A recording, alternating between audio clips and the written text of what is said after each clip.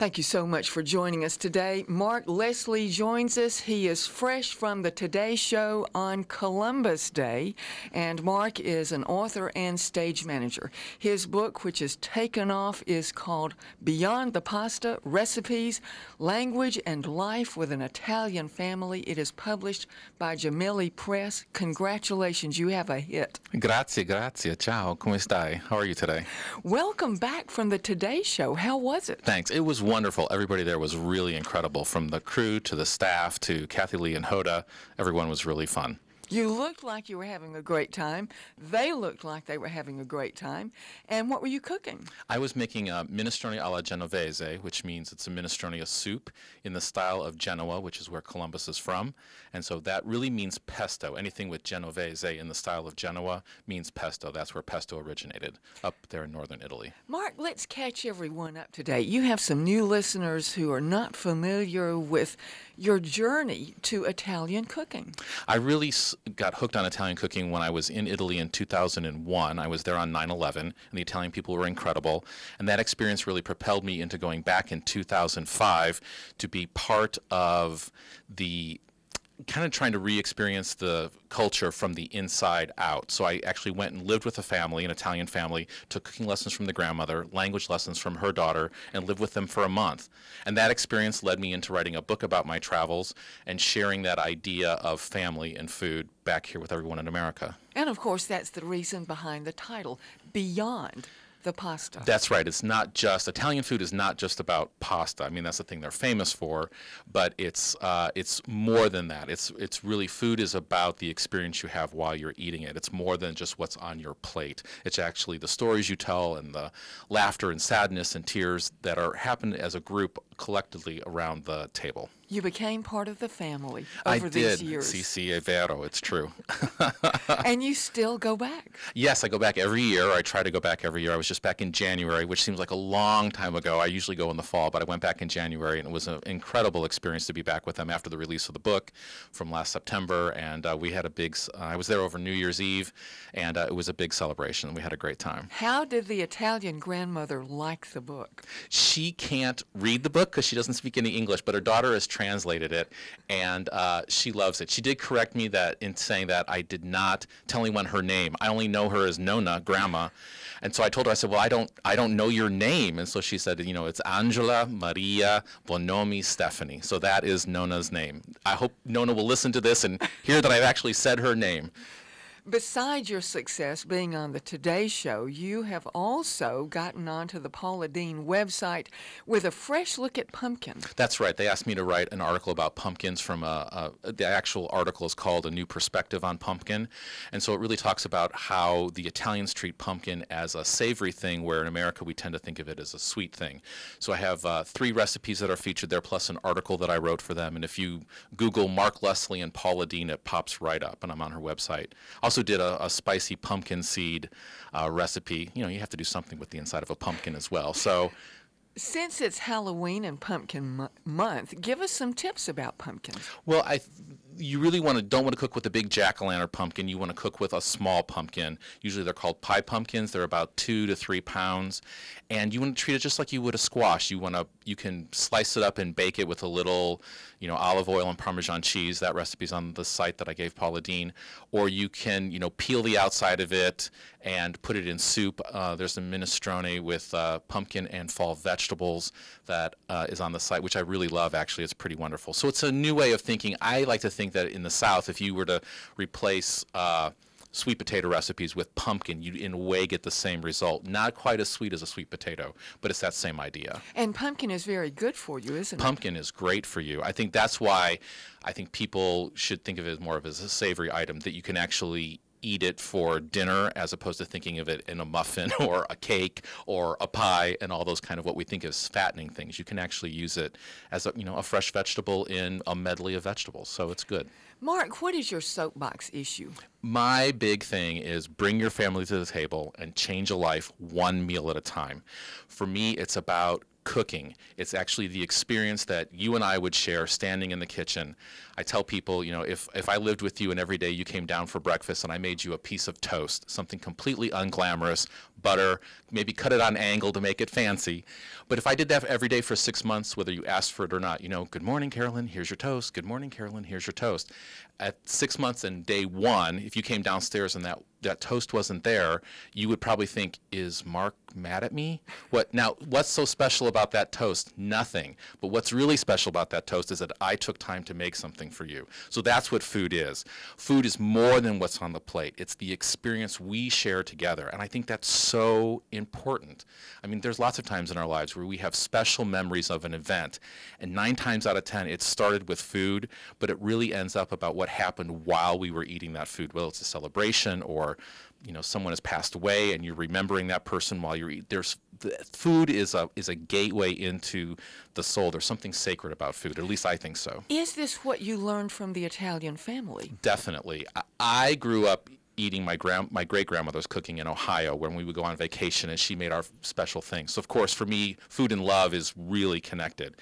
And in Italy, it's that same way. They still come home every day for lunch from work and eat together as a family. They eat together. Even if you're married, you go back to your grandmother's house or your mother's house and you eat together. And there's something about that coming back around the table. You know, no one's going to remember how well your mom could pass you a bag of burger doodles in the back seat while you're going through the drive-thru, or how your dad could hit 3 minutes on the microwave.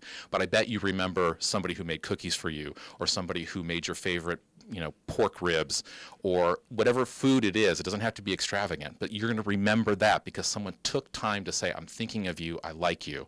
And that's what food is. So food brings people together. That's exactly right. You also are an ambassador for using fresh ingredients. I think that it's so easy to use fresh vegetables. I think the more food is processed, the less nutrition it is. It may be quote unquote faster, but if it's a difference between taking 15 minutes to cook something that's processed or 30 minutes to cook something fresh, spend the extra 15 minutes, you're eating something good. And in the process of making it, you're also making a connection with the person that you're cooking with or for. Give us some hints about how we can adapt our Southern cooking to maybe healthier cooking. Well, I think the biggest thing is portion control.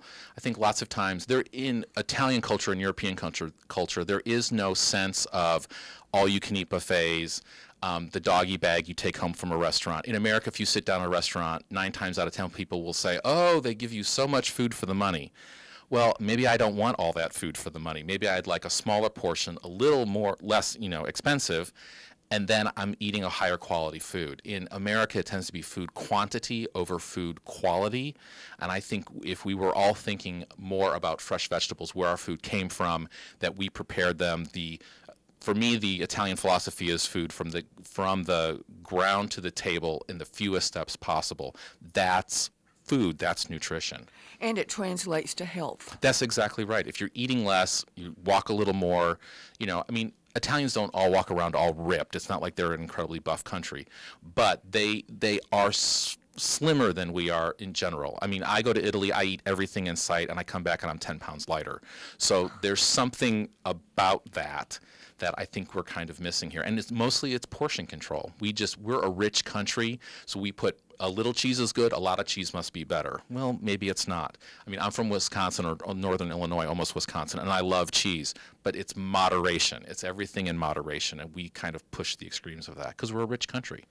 You have several appearances coming up, and you're cooking for folks. Yeah, that's right. Tonight I'm going to be at the Wetumpka Public Library, which actually I'm going to be in the Jeanette Barrett Civic Room, which is across the street from the library behind the Wetumpka Depot Players Building. And I'll be there tonight at 7 o'clock. And I'm going to be making a little crostini and honey with gorgonzola, a little kind of Italian dessert, but I like to serve it as an appetizer. I'll be cooking that. We'll have some refreshments. I'll read from the book, show some video of Nona and the family. I'll be doing that tonight. And then in November, on November 12th, I've been asked to participate in Hampstead Farms, their Farm to Fork food invasion, which is on November 12th. And that's all about their community garden. That's right. And I'll be doing minestrone. I think I'll do the pumpkin one from the Paula Deen website that I turned into them. So I think I'll be doing that using fresh vegetables in a simple soup, showing you that it's really easy and it tastes great. Are you open for more speaking engagements? Oh yeah, I love to come and cook in people's homes. I love to talk about food. People can contact me. I'd love to get together. You know, we can do a party, we can do a book club, we can do whatever. I really want to inspire people to get back into the kitchen, bring your family to the table, and change a life one meal at a time. I mean, that's really what food is. With the speaking engagements you've done, are you beginning to see this turn? I think so. I mean, people, when I actually cook for people, they're like, oh, that's all it took? And I'm like, yes, that's all it took. Oh, well, I could do that. Yes, you can do that. I mean, that's what I think. I think in a way, because we've gotten so removed from actually cooking that we've forgotten what I think maybe before World War II people knew when they watched their grandmother cook or their grandfather or whoever cooked for them in their house. We've gotten away from actually seeing people actually cook. So when you actually see somebody cook and go, oh, well, I can do that. Yeah, you can do that. And once you get that confidence behind you, then the whole world opens up. You don't have to stick to a recipe. You can substitute ingredients and swap things out. I mean, I'm doing a minestrone. It's a soup. If you don't like pumpkin, use squash. If you don't like squash, use zucchini. If you don't like zucchini, use green beans. I mean, swap it up to make it your own. That's food. That's what cooking is. When you lived with the Italian family, is this the way they train their children to participate in the preparation of the food? Oh, definitely. Well, I mean, when I was there in January, Nona was cooking, and her great-granddaughter was there, Thais, and Thais was 2. And anytime Nona was cooking, Thais was there and kind of tugging on her apron strings. Now, half the time she wanted Nona to come play with her. Giacomi, Nona, Giacomi, come play with me. But the other time, you know, Nona would be cutting something fresh and giving it to Thais, and Thais would eat it. I mean, Thais loved to eat fruit. She loved to eat fresh vegetables, cooked or raw. And it's because that's what she had to eat. She wasn't given, you know, a lollipop or a sucker and pushed off into the corner. The food was part of her everyday experience, and the person she loved, the person who loved her, was right there doing it. And I think for a lot of people of a certain generation, they grew up like that. I sort of grew up that with my mom cooking at home, but my youngest sister, my mom was working by then, so she didn't. Now, I know people have to work, and I understand you don't always have time to cook every meal every day, but maybe you can cook once a week. Maybe you can cook once a month. Maybe you can cook for a special occasion. Maybe you can't cook dinner, maybe you can cook breakfast. Maybe you can only find time to do lunch on a Saturday afternoon. Spend some time trying to figure out one meal where you can cook for or with someone that you care about. And I'm telling you, it will change your life. It will change their life. From what you learned living with the Italian family, are there any herbs or spices that would go very well with Southern cuisine? There's lots of stuff. I think people, well, especially red pepper flakes, pepperoncini, as it is in Italy. I mean, people like here in the South like spicy things, especially when it comes to greens. Italians like spicy greens. I think Southerners like spicy greens as well. I also think rosemary is great. It goes with meat. I like to use fennel. They use a lot of fennel seed with fish and with pork and in desserts, and so they like to mix things up. So I think there are a lot of crossovers. You just have to kind of make those discoveries for yourself as you sit around and cook. Do you have a website so that people can get in touch and maybe ask if you would visit their group? Yeah, exactly. You can go to beyondthepasta.com, and you'll see recipes and photos, and there's a contact, and you can contact me. And I love to hear from people. People are always sending me questions about, well, how would you do this, or can I find this? And I also have an app. There's a Beyond the Pasta app on iTunes, which you can go and download recipes, and I have all kinds of tip videos on there, and where you can find stuff. And so there's the app, there's the website. There's lots of ways that you can get inspired to cook. That is the neat part of your website, the cooking tips themselves. Oh, thanks. Yeah, I enjoy that. I really want people to cook. It's not just about, I'm not lip service. I really want people to cook, and it doesn't have to be fancy. It can be as simple as you want it to be. And that's how I like to cook. I like to cook simply. I want to thank you for being here and sharing your love of Italian cooking and helping us figure out ways to spice up Southern cooking. Grazie tanto. I always love coming here. Thank you so much. Thank you so much, Mark. Mark Leslie is an author and stage manager. He travels the United States. His book is Beyond the Pasta, Recipes, Language, and Life with an Italian Family, and it is published by Gemelli Press. And his website, one more time, is beyondthepasta.com.